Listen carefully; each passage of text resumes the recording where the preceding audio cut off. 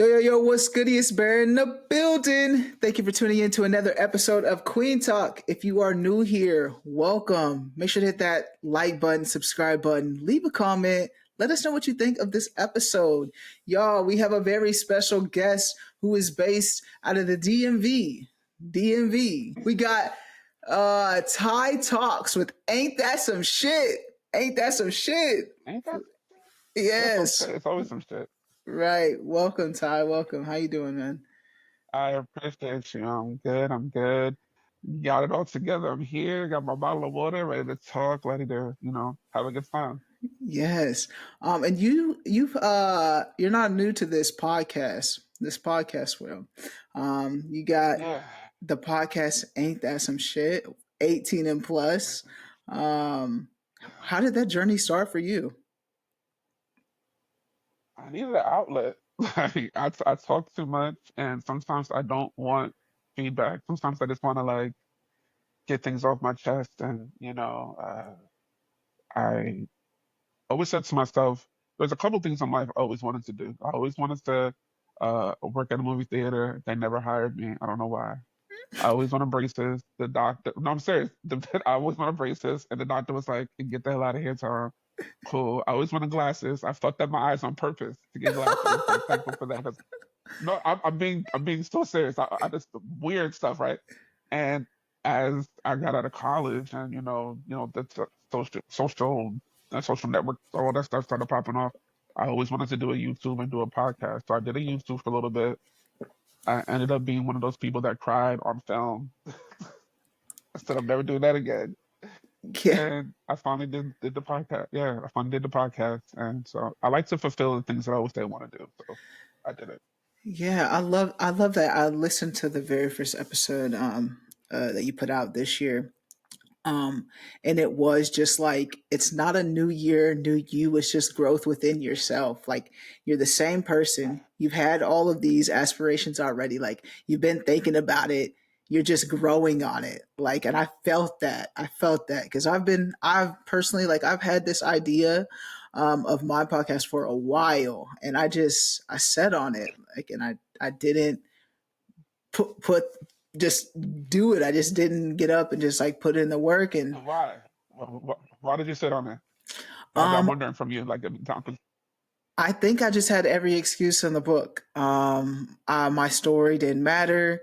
At first, it was just like I had the logo, but I didn't know what I wanted to do with it. I knew I wanted to do something with queer people. And then I was like, I want to do something with queer people of color specifically. And then podcast started, and I was like, okay, I storytelling. Like this is the time. I was like, when I told my story, it was so fulfilling. Like it made me feel so good to like let that out. So I was like, I'm sure a lot of people other just like people want to tell their story too. And I didn't have that representation. So I was like, okay, it's time to really tap in and tap into my identity and fulfill that. And so that's when I was like, yeah, it's a go. Definitely. Because you never know what you're going to touch. And I think for me, it was, in my own little corner, in my own little world, I'm somebody amongst the people that I care about, my friends, my colleague or whatever. I know I'm somebody in those spheres, but like, what is my story going to matter? So I understand why it kind of like prolongs you from just jumping out head first and just letting it out. And it's refresh. It's revealing. It's refreshing. It's like any episode that I put out is due to something that I've just recently seen, something I've been thinking about, something that's been on my mind, something that I've gone through, something that a close friend has told me about, and I'm trying to assist them through. So it's like once I get all those thoughts together and put it onto the pod, it's like I'm relieving myself of those thoughts and those feelings and those issues for the moment, and sometimes for good. Like there's some things that I've said on a few of my episodes that I've actually haven't even thought about since I put the pod out there. And I'm only reminded when people remind me about something I said on the pod. And I'm like, oh yeah, I'm already over that. Yeah. Because it helps. It's cathartic. It's Yeah. cathartic. It really like it helps me sometimes. Yeah, no, it really does. And like being able to, like you were saying, like you don't do that no more, like crying on the podcast, but even like talking and telling your story is vulnerable. Like it is, you're putting yourself out there. And you do get the reward for that. Like, I don't know like what your comments section are, but like regardless of like the haters or whatnot, but just like it, the pros definitely outweigh that for sure. I agree. I call myself a baby podcast, and people tell me to stop saying that. Like, what's a baby podcast and a regular podcast?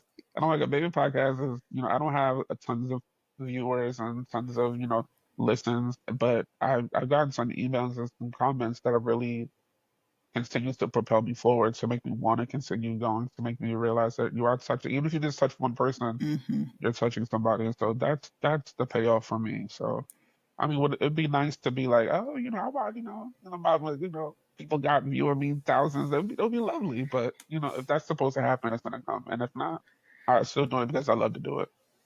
Have you always been like in like the video production or audio production world, or like was the podcast new for you? You just learned. So I'm heavy into music. I love music. Music's my oxygen almost. So I have an ear for things. And though the visual aspect, well, I guess it kind of coincides because I love taking pictures.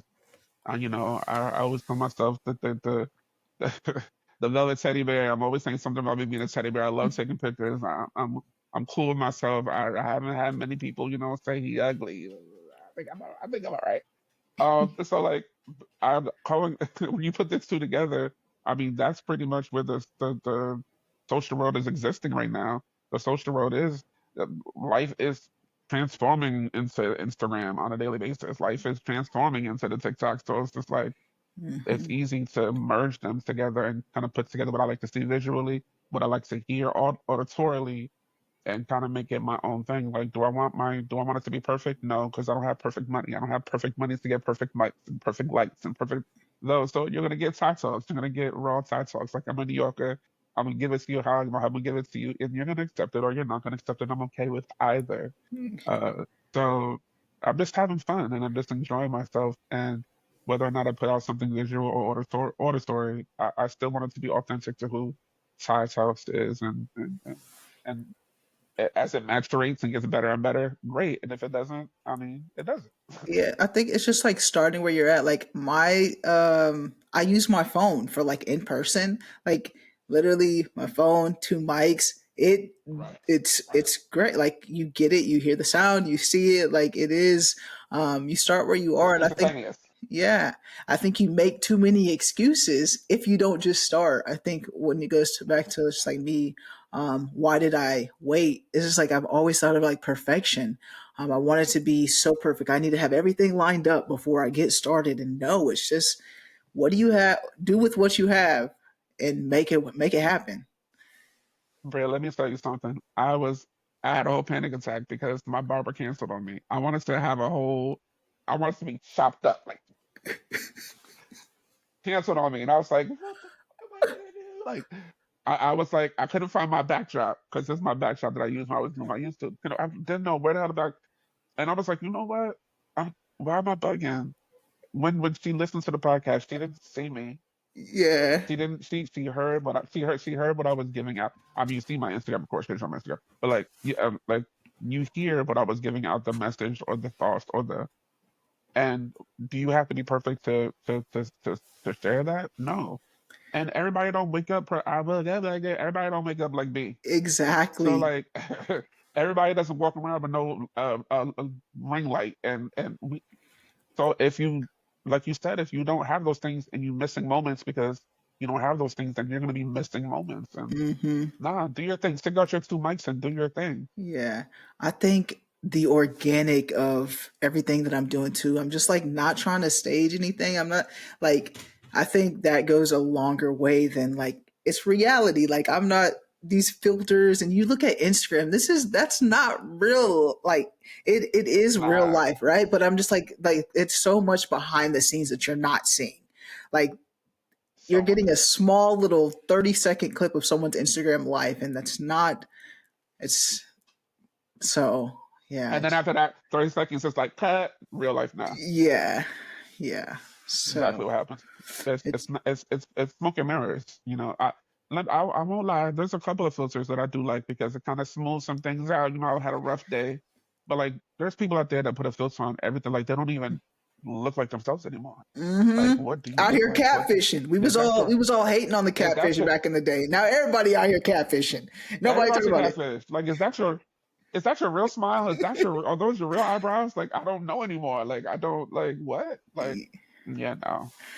Yeah, Hey, it's change the hue, change the background color or something, but don't change mm, your face. We want to know who you are. yeah. Yeah, this is me with, like you said, little ring light lighting right there, just hitting right there on a good. Listen, ring light right here. Me too. You I got put it that. on the warm setting. I didn't want the you know, totally with you. Yeah, but you said you're a New Yorker. Are you born and raised in from New York? Born and raised in New York. Not, it's funny when you say New York, everybody feels like you got to say a borough. Like, I'm born and raised right outside the city. My mama wasn't trying to live in the city. She said no, thank you. But for my junior year, from junior high to the end of high school, I was in Brooklyn most days, most weekends. That's where my family is. Brooklyn, East New York. Shepherd's Ave, big up. My family's also Panamanian, so there's a lot of Panamanians in East New York, Brooklyn area. So I was between Middletown, where my mom grew up, where I grew up, and Brooklyn a lot. But after high school and stuff, I stayed in Queens. I stayed all over the city, but Brooklyn's still the best borough in New York by far. I don't know By about that far. down there, but how was that being raised in New York? Like that lifestyle. I'm from Kansas Midwest, like I told you before. Like that's a whole different world for me. So like how was that A being whole raised? different ballgame. Whole different ballgame. And I've never been to Kansas. I want to go everywhere. So Kansas is one of the places I want to go because I want to go to a major city and a state in all 50 states. But yeah, that's another story. But growing up in New York, like I said, it's a duality of Middletown, and Brooklyn, where I was at a lot. In Middletown, New York, which is outside the city, you have more of a suburbia life. Um, New Yorkers in the city like to call it upstate, but that's not really upstate. But it's suburbia. Like, I saw cows sometimes, and I Okay. saw buildings. Like, people was fighting in school, but we didn't have metal detectors. They still trusted us. Not that, so I mean, we still had the yin and the yang of it all. But I always felt like I was, like they say, big fish, small fish tank. Like, I'm not to call myself a big fish, but I felt Middletown was always just too small for me. Like, there's so much more outside of these parameters of where I'm living. So when I started to go to be in Brooklyn a lot, I felt like I could breathe. Like, there was so much more going on. There was action. There might be some, crack vials in the park next door, but you gotta just walk past the crack vials. No, you gotta walk past the bums. And I ain't got no money today. I'm sorry. Like, you gotta. But it was always something to do, someplace to be. The food was better. Like, a lot of my peoples was there, and my family was there, and yeah, so I got to have a foot in both parts. So yeah. And the culture there, like how was that just growing up in that culture of New York? So growing up as a undisclosed queer, also a young black man, also a young Latino man, it was a lot. I was always trying to find myself. My mother's very religious, so I grew up in the church. My father tried to be religious, but the Panamanian blood kept taking over. He couldn't do it. Uh, like he gonna do it. Um, yeah, it was being like I said, being there and being more. On one end, I was more angelic. I was more of the good kid. I'm in school. I'm getting the good grades. Da, da, da, da. And on the other side, I had my sneaky side. I'm trying to run the streets. I'm curious. I want to know what this is about. What does that feel like? What does that taste like? And I found a way, thank God, to mask or to minimize both sides enough that I can pass by just being, oh, he's a sweetheart most of my life until I was able to leave and go to college and really turn into who I felt like I wanted to be. So yeah, the cultures on both sides definitely shaped who Tye Talks was going to become in the future. So growing up in New York, you didn't get to be like your queer side, like that wasn't. Oh, definitely not. Yeah. Definitely not. Definitely not. I had to go back to New York to do that during college. That's when I really. but I also feel like that was the best time to do it because I can actually really immerse myself in the gay culture. Once I came to the realization of who I really was. Because when I was younger, what was I going to do? Mhm. Go look at a little boy, a little at the park? Like, I mean, can't do nothing when you're young, you know. So as I was older, 18 plus, I was able to come back home when I was, you know, on breaks or summertime and like really go through metamorphosis and kind of like have some experiences and go to the gay club and go to the park and see queer artists do things and go to museums and you know when they have like queer artists and they would have like little exhibits up and do those things with friends and go you know just experience versus when I was younger. Yeah. When you so you came out when you were in college then? So you said? So coming out, what is coming out? What is coming out? I Because think I that's have this like thing. But it comes in stages, and we could talk about your stages of it. But I think it's living your truth. Like, when did you start living your truth? I'll say that. I like that verbiage. I like that verbiage because for me, I don't like the term coming out because I'm like my straight friends never came out. They never said, "Mom, I'm straight." Yeah, Like you just were who you were, and I was just always who I was, and I wasn't even a sexual person really until I was 18. I didn't really do all the things that my friends were doing. It wasn't appealing to me. So when I got to college, I went to college with one of my childhood best friends, my white boy, my cowboy. Love you to death if you're watching this, Chase. I call him Chase. Um, we went to college together, and I was really riding his coattails. I was kind of like the sidekick, and I was okay being Robin and he being Batman. I was fine with that because I was kind of like withdrawn in a sense because I was still I didn't know who and what I wanted to be, so it was cool being in the shadows. And when I got to college, you realize there's so much things being thrown at you, so many people being thrown at you, so many groups and things being thrown at you, and it was just like, oh, okay, like versus being when I was, you know, hanging out in Brooklyn, I could walk past something. I could, you know, get on a train and leave something. When you're in college, it's there with you every day. Like you're waking up to it, it's next door to you, it's in your classes, it's in the food hall, it's right there, you know, so you can't escape it. And it was almost like a mirror. It was like I was starting to see bits and pieces of myself to myself. It was almost as if when I looked in the mirror prior to getting to college, I just kind of was like, it was blurry. Like I didn't really see much.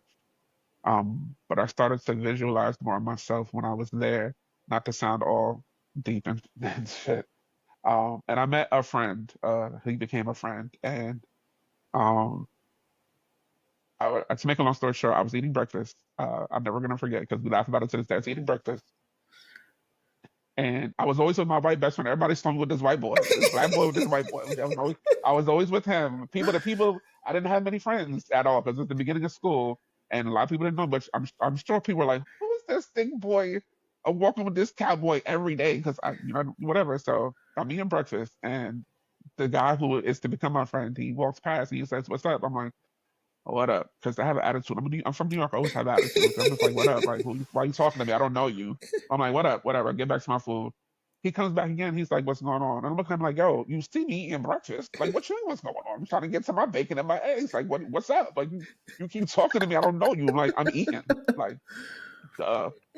Are you dumb? Like, so then he circles back around and he's just like, I saw you around campus. I'm like, yo, at this point, I had to put the toast down. Like, so what's up? Yeah, like yeah, I'm new. I'm a freshman. I'm dead serious. I'm a freshman. He's like, yeah, me too. I was like, okay. He's like, I just wanted to say something real quick. I was like, what? He's like, who's that boy you be with? I was like, my best friend, the white boy, cowboy. He's like, yeah. I was like, my best friend. He's like, oh, he's cute. World stopped.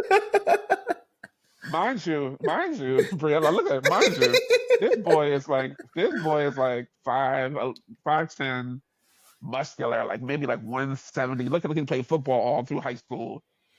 Not that gay, not that gay has a type, but I just didn't get gay from him or LGBTQ RSTWXYZ. I didn't get that from him.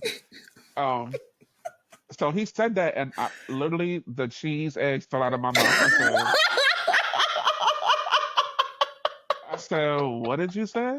He giggled to himself. He's like, your friend is cute. I said, "You know my friend's a boy, right?"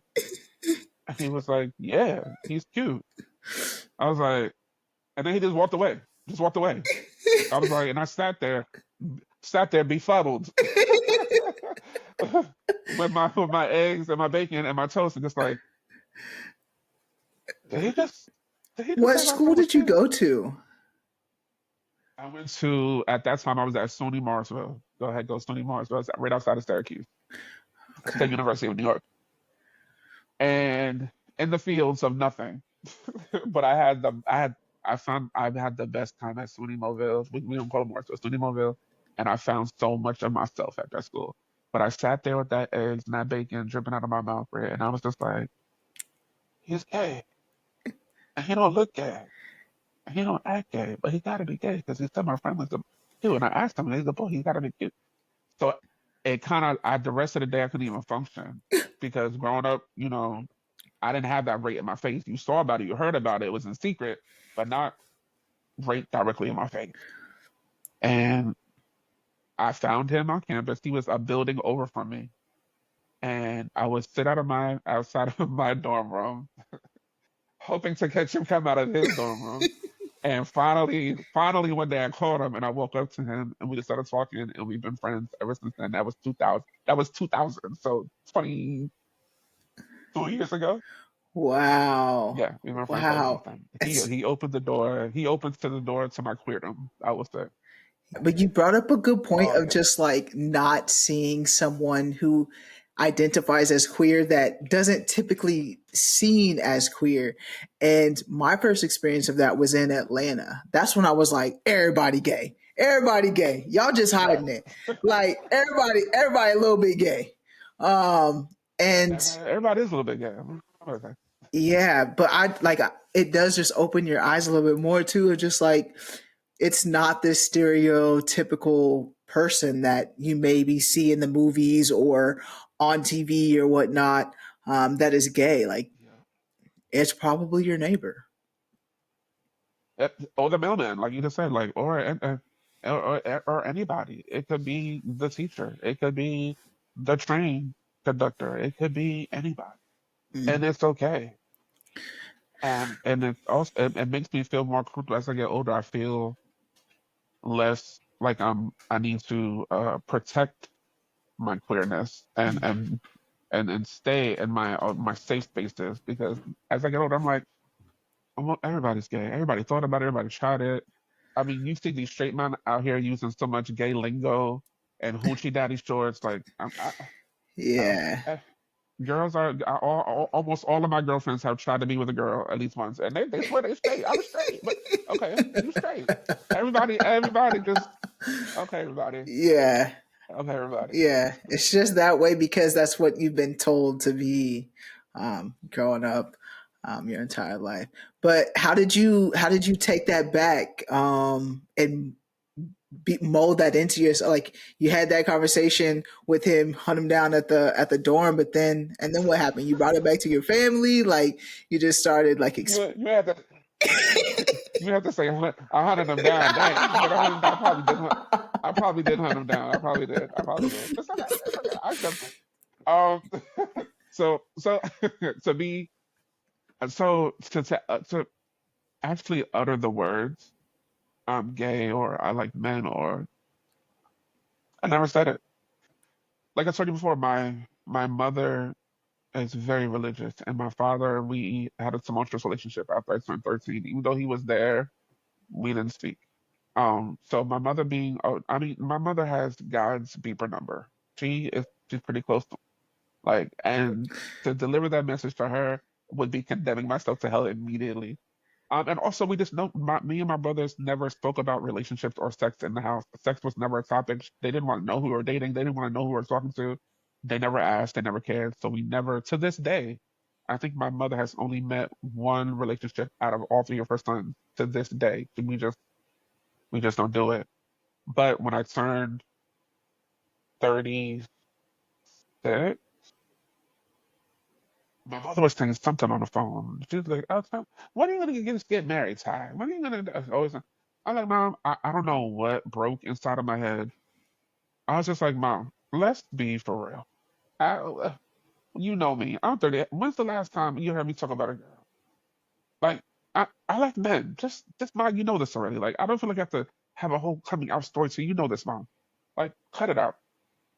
And that's how I said it at 36. Even though I was already living my full life before then. I was just cut it out, Mom. This is not something we gotta talk about because you already know, and we don't even talk about this stuff. So, and that's how I saw. And she was sad for a little bit, and then she had to let it be what it be because I'm a grown man. Your kids are grown men now, and you can't really change anything. You can only either support or not. And she teetered for a little while, but now she's more supportive. Well, that's good. That's how I said it. What'd you say? That's how I said it. It's just like it's automatic. Like, come on now. Yeah, I mean, especially like when you're 36, you said you're out living on your own. I think I've said this before on here. It does make it a lot easier to be like, okay, this is who I am. Like, you're not paying my bills anymore. Um, there's only so much control that you have over me still. Like, you still want that love and support. You definitely still want Definitely. it. Well, but I mean, my thing was this though. If I was 18 and I knew for sure that I was gay, I would have said it then. That's the type of child I was. That's the type of person I am. If I know for sure this is what it is, I would have said it. But I didn't know that for sure. Like a lot of my, a lot of my gay friends, queer friends, whatever, I call them family, whatever. They make fun of me because they'd be like, "You're not really gay." I'm like, "Why you're not gay? Because you've had girlfriends and you've had sex with girls." I was almost a father at one point, like, like naturally. So you're not gay. I mean, and I'm like, that isn't what is gay? The gay has so many levels. Like, what do you mean? They're like, I'm not a gold star gay. I'm like, no, I'm not a platinum gay, no. But like, do I still find females attractive to this day? Yes. Do I still, um, do I still fantasize about different parts of the anatomy of a female? Occasionally, yes, I do. And does that make, I'm just me. I'm Tye Talks. Am I predominantly into men? Wholeheartedly.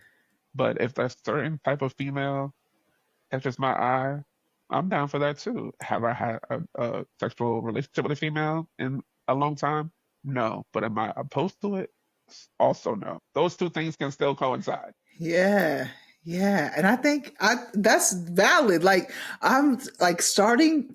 If you would have asked me that, like told me that like a year ago or 2 years ago on Queen Talk, I'd be like, not okay. Like, that's not like open minded. But now just like growing into just like learning more about different queer people and just like experiences. Like I said earlier, I just feel like growing up, you're brainwashed to believe this certain way of one That way part. of how it's supposed to be. And then you see like different people changing that narrative and you're like, wait, you can do that? Stop. Like, What? you can do this. Like, even like as little as like men wearing nail polish, just like just different norms that it's like it doesn't have to be this one way. Like, Ty, It doesn't. you can you're like, that's why I say queer people, because it's like every I feel like that's everything. That's everybody. Yeah. It's so many of us. Like I totally agree with you. Not to cut you off. I don't like to say gay. I don't like to say lesbian. I don't like to say because like I said, a lot of my people be like, well, you're not gay, you're bi. Well, bi people actively have sex with men and women. I don't active in my mind. I don't like to. Why do I have to? Why do I have to put myself in any proverbial box? I'm queer is a much more term that I can identify with, not a much more, but queer is more of a term that I can identify with versus gay, bi, straight, whatever the case may be. I totally agree with you. Because queerness varies. There's so many levels. There's so many wavelengths. It's, you know, Yeah, and I love that. Like, and it's cool that you're like identify like with that and living with it. I feel like people don't accept themselves in that way to be like. because like your friends saying like you're not this way. What why are they telling you like how you feel and you're not this person? Because Thank you. it's like this is how I identify. Like this is my truth. It's my feelings, my emotions. So a lot of people take what a lot of other people say and try to fit this mold. Like for instance, me, like stud, like this masculine person all the time. Like I'm tapping into more of my femininity like lately growing up. Like it's like I don't have to be What? this. Soft girl era? Yes, like I don't have to be this like tough person all the time with like this tough personality because I'm not that person. Like You it's don't. so. And you're human, and you're allowed to. When you cry, what Little Mo say? When I cry, you cry. We cry together. That's what she said. Like you feel you feel things. You think things. You're allotted. So why should someone give you that placard of stud, and now you got to be like all the time? Hmm. Like I don't. Why? Like I've always been pro. Do not let people put you in a box. I've been like that since I was a kid. I never wanted to feel like I had to do something because I had to do something. Like, just don't do that. It makes me buck the system. And once I start bucking, it's not like honey bucking like Beyonce. It's bad bucking. It's ugly, but it's like it gets bad. You don't want me to buck bad. Like, you know what I mean? Like, don't push me. And just allow people to live themselves in their totality of whoever they choose to want to live. Hmm. That's how people should be allowed to live. And it's the most freeing. Like as I get older, I feel so much freer versus when I thought I was freer, when I was younger, when I thought I was like, oh, I know it all. Baby, no, you didn't know it all. But like I feel so much freer now, so much more in tune with myself now because I don't allow people to put those placards on me at all. Hmm. Yeah, and I agree with that. I think anyone who also just like steps out and like creates like the podcast that you're creating, you put yourself out there on the internet, you definitely don't put yourself in a box because you're already going against the grain and like trying to get out of, I would say like the rat race of like people, they always think like, oh, it can't be me. I'm like, it can be me. Yeah, It they can be can. me. They can. And you gotta take yourself and kind of just you just gotta allow yourself to be yourself at the end of the day. That's really what it boils down to. Because that's the only way people are gonna be able to connect. People can sense people can sense fraudulency. They could be like, that doesn't sound too kosher. Versus when you're just speaking from the depths of yourself, someone's gonna hear it and feel it and instantaneously connect. Like, I understand that. Been there, done that. Hmm. That organic. And you said you mentioned your friend saying like you're not gay. Um, I'm a fake, I'm a yeah, fraud. you're a fraud. What does your friend group look like? Is it like full of queer people of color? Like is it just queer people? What does that look like for you? It is a myriad of personalities and queerness and straightness and excuse me, and old white women and like it is a myriad of people, and I wouldn't have it any other way. My friendships, it looks like a coloring book. It looks like the song "We Are the World" came to life in real life. It looks like I love that. I love that. and I wouldn't have it any other way because I learned something from all of their differences, all of their ethnicities, all of their sexualities and queernesses, all of their traumas, all of their stories. I've learned and learn and continue to learn so much from all of them. I appreciate all of them, and they also. I'm never going to detract from what people have done for me. They help shape me as well. Like they're a part of all of that is a conglomeration of who makes me me. So yeah, I love them. How did you meet your friend group? Once you're my friend, you're my friend, B. Like once I call you mine, you can't go nowhere. You locked in. Nope, you're mine, and that's it. And you don't have other friends. You don't have Yeah. any other friends. I'm your friend. Yeah. I don't know. I still have a few childhood friends from elementary school. I keep them deep in my heart.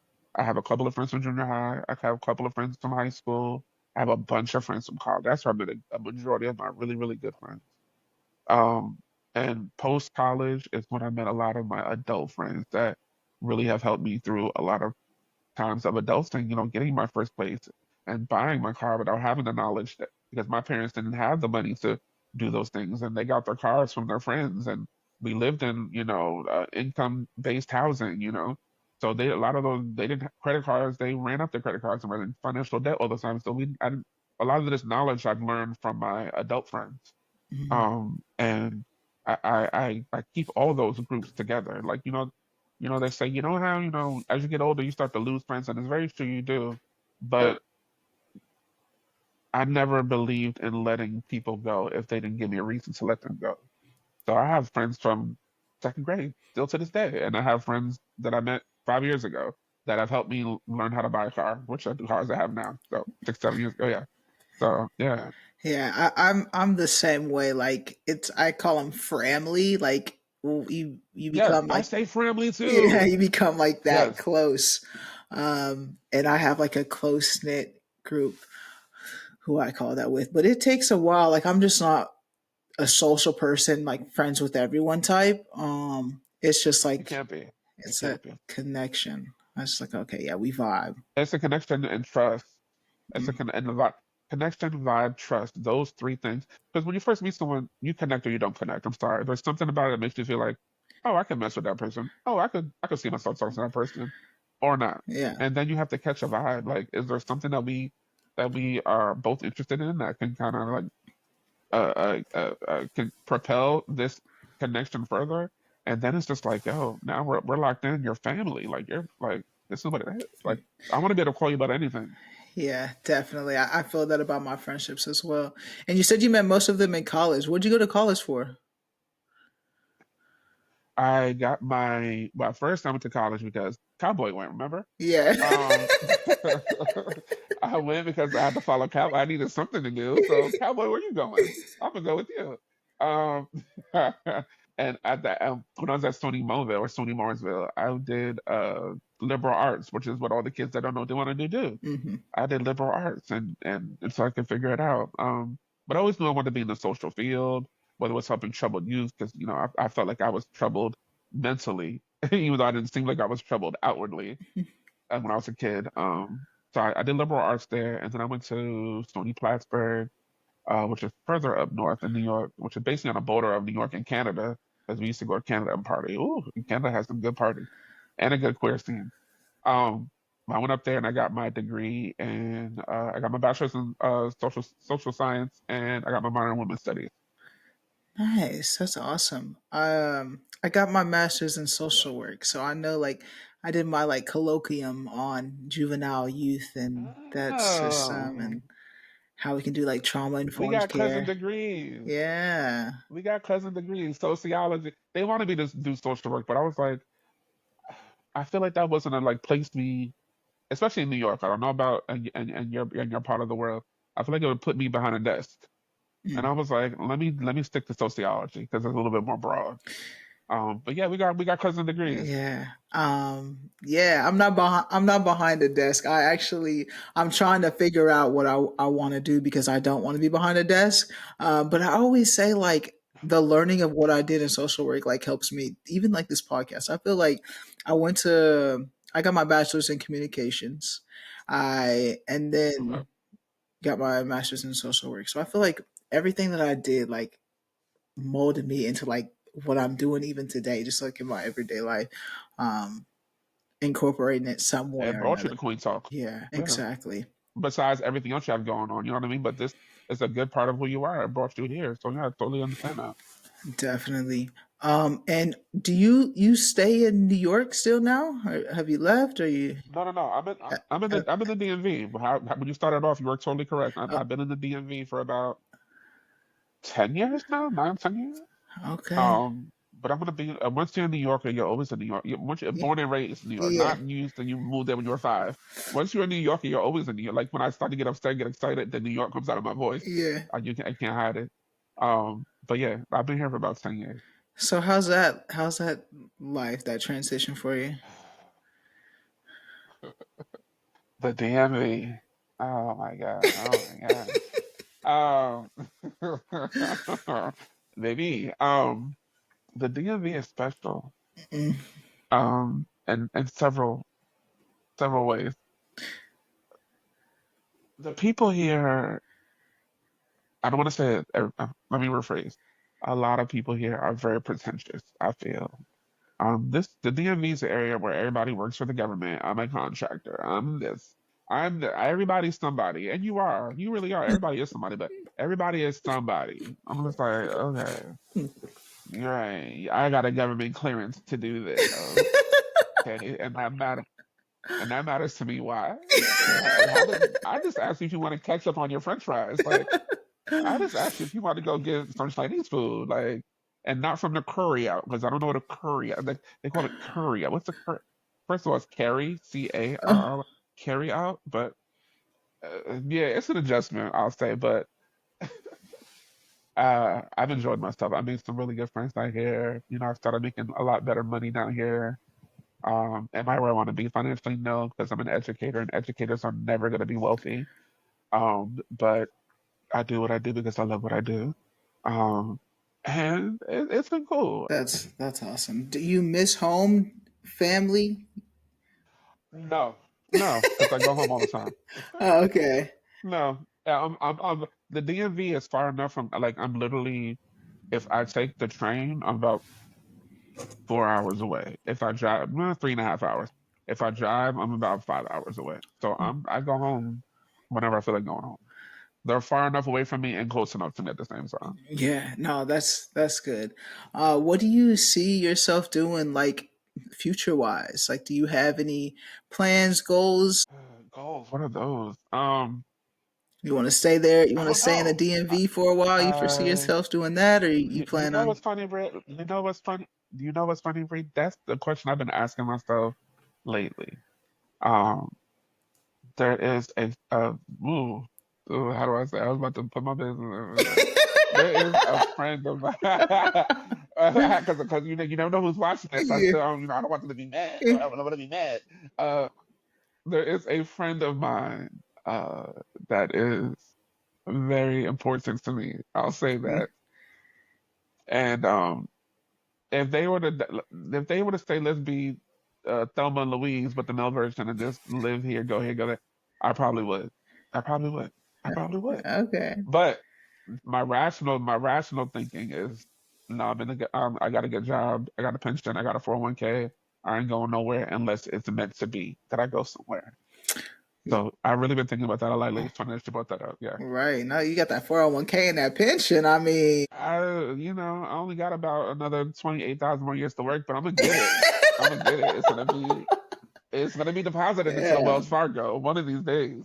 I'm trying to tell you. Yeah, and you're single then. That just said I'm single. Um Sadly, no I'm joking. so we're out here mingling. I'm a hopeful romantic, not a hopeless romantic. I'm a hopeful romantic. Yes. How are you like putting yourself out there? You got your dating apps or whatnot. Shoot your shot right now. What's your pickup line, Ty? Everybody loves a teddy bear. Hey, hey, no. I like Everybody, mine's spare. Go ahead with your pickup line. that's it. Everybody, that's it. I was thinking about it. Everybody loves teddy Everybody bear. wants a teddy bear. Yeah, no, Everybody wants a teddy bear. yeah, that's good. That's good. But no, I'm just out here. I'm just out here. I'm not. I can't say I'm putting myself out there, out there. I'm on the apps, but the apps suck. No one's really trying to connect and like go out and date and like they just want to hook up. Everybody's like, so you trying to come over and no, no, I don't know you like that. I don't know. I mean, we're people. We're adults. We have the itch. Everybody wants to get their itch scratched, and I do when I feel like it because I'm single and I'm grown. But like as I get like I just had a situation recently, like just recently, like maybe this week it just happened. Actually, just happened like Tuesday. I'm not gonna lie. And we decided to stop talking because they said they felt like I was too serious. I didn't want to enjoy just riding the wave and letting it flow. And I'm too grown to let it flow. Like I'm at an age where I know what I want. Do you want what I want? And if you don't, make space for that person that does. Like I don't want to go with the flow and be 50 years old talking about we still roommates and stuff and we're still trying to figure it out and we're still no. I know what I want. I want a relationship.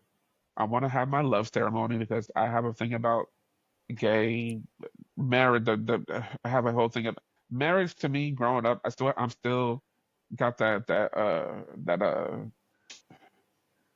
being my mind being brainwashed in Christianity. When I hear marriage, I hear da da da da. I hear bride. I see bride. I see groom. I'm not a bride, and you're not a bride either. We're both men, so I don't want to do that.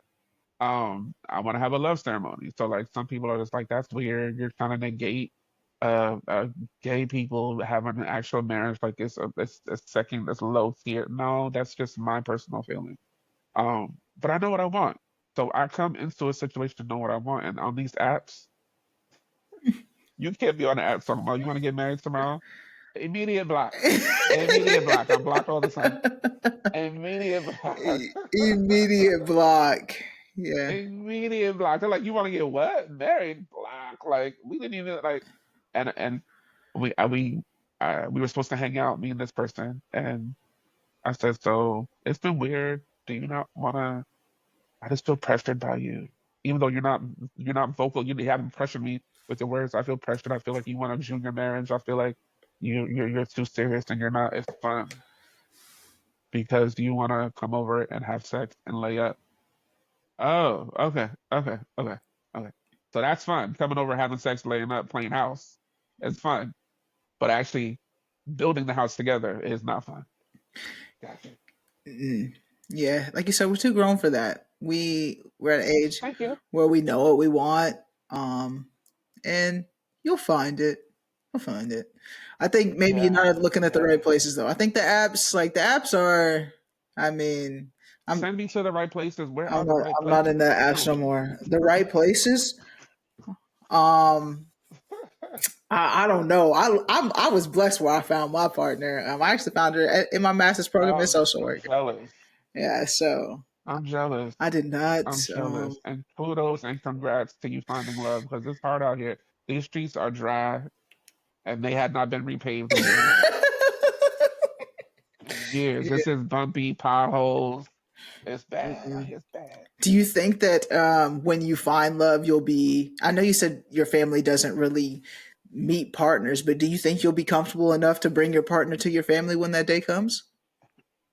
At this big back age, yes, you're coming home. Yeah. In the first 3 months, I'm bringing you home. Your mom, this is it. Like, I don't have no time. There's no time. Yeah. There's no time, Brie. Like, this is it. I know. You feel it? Do you feel it? Do you feel it? Do you feel it? I feel it. You feel it too? Okay, we're getting married in a few months. Yeah. Let me bring you home. That's it. Yeah. That's it. No, That is it. that's good. That's good then. What would you like to say to your younger self? My younger little Ty. Um, do it now. Try harder. Enjoy more. And this is going to sound cliche, but smell the roses. Those are the four things that come to mind that I would say to my younger self because I didn't do any of those things then. And I'm just now doing it now, and I wish I would have done. I wonder who I would be now had I done all those things then.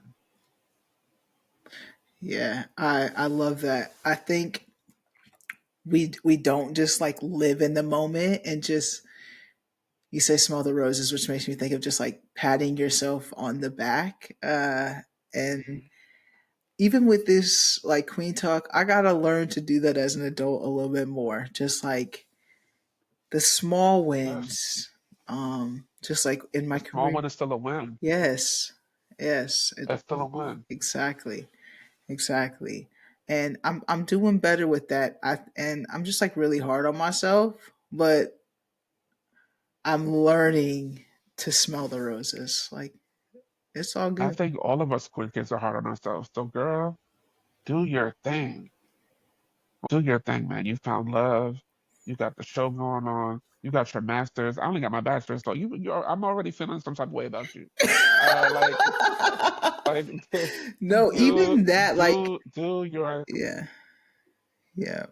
no, even that. Go ahead, finish what you're gonna say. Even that, like, I didn't go get my license. Like, I didn't take the test afterwards. So I don't even really tell people that I got my master's because I feel like it wasn't. it's not complete. So I don't even usually tell people that. So what? Yeah, I know. So I what? know. I So know. what? You got your master's. Yeah, yes, I do have my Unless message. unless somebody take that away from you. Yeah, You all that studying and all that, all you then let can't nobody take that away from you. you're definitely right. Nobody. You're definitely right. You Yeah. gotta speak those things. And you get sometimes you gotta have that vibrato. Because why? Because who else is gonna do it besides you? Hmm. Yeah, you are your Or biggest hype besides person. maybe your partner. They're gonna hype you up. But Yeah, like if you're besides, you gotta hype your stuff up sometimes. yeah. Even if you have a partner, you do have to be your biggest hype man. Um, You have to. mhm. Is there anything, Ty, like a part of your story that you're like, man, I really want people to know this? I really want people. What do I really want people to know about Ty? I really want people to know that good people exist. I am intentional. I'm a New Yorker, so don't get it twisted. Like I said before, I will cuss you out. I will cuss you out. But then I'll be like, my bad. I ain't even. I'm gonna apologize afterwards. They'll be like, good people still exist, and I feel like it's funny because make this short. I've been having instances. I used to hear all the time, like my grandmother, I call my nanny. She sometimes she would say this random colloquialisms. I feel like a little old African proverbs from when I got off the slave ship. Uh, but it was always in essence like you catch more bees with honey. And there's been instances in my life lately where I realized being just the good person, being having a good spirit, having a good aura, and let that emanate from you is the reasons why that door opened and that door opened and that door opened and that good thing happened, and you were blessed for that not to happen because you were good. You were trying to be good, not to yourself, but good to people and around you, just to be a good person. And that's what I want people to be. I want people to remember Talkz Talks and get from me that I talked my shit, I laughed, we had a kiki, we had a good time, but yo, he's a good person, he's a good dude, he's a vibe. Like I feel good when I'm around him. You know what I mean? I want that from people. I want people to remember that from me rather. Yeah, that's a great quality to have. It's just because there's not a lot of good, genuine people in the world, and I'm Man, like genuine, like just wants the best out of you, like the best for you. It's good that you're that way, and it's a good mindset to live by for sure. Especially I just appreciate that. Thank you so much. being a queer person. I think even just like within the queer community, like sometimes we're just like not even nice to each other within the community, and So not nice to each other. yeah, and so I feel like if we it would go a long way if that would change. It would go a long way. I agree with you. Ty, I thank you so I much for agree with being you a so much. part of Queen Talk. Um, you guys can check out Ty's podcast, Tye Talks with Ain't That Some Shit, bi-weekly. Check it out Yes. anywhere you listen to your podcast.